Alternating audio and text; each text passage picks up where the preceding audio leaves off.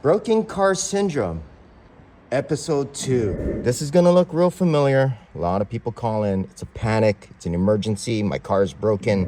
Okay, basically, this is what happens. And you pretty much caused it. You don't remember. Everybody goes, I didn't do that. Oh no, I didn't do that.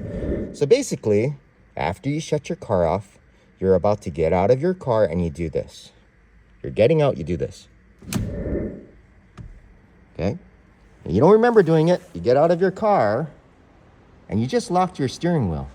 But what happens is when you get back in and you need to go, it's always an emergency. You're gonna lose $1 million if that car doesn't start, right? Then your key in the ignition, you go, and you're, my $1 million, my $1 million, oh my God, okay? So what do? What's happening? Well, nothing's broken. You activated your steering wheel lock. And essentially that's what's stopping your ignition from turning, right? For children's safety, stuff like that, right? So you're not a child, right? That means you can get out of this, okay? So here's the fix, guys. You grab the steering wheel, pull it to the right. See that? It does take some strength, so kids can't do it. See? But you're not a kid, right? Okay? So I'm gonna do it one left hand holding a phone. Okay?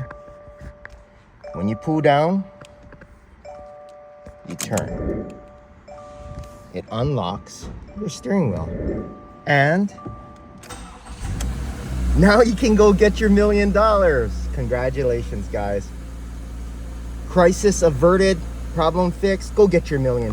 You think this video can help someone you know with their broken car syndrome? Share it with them. It'll definitely make their life a little easier. And if this video helped you with your broken car syndrome, then please like and subscribe. And I'll see you next time on another Unisubi.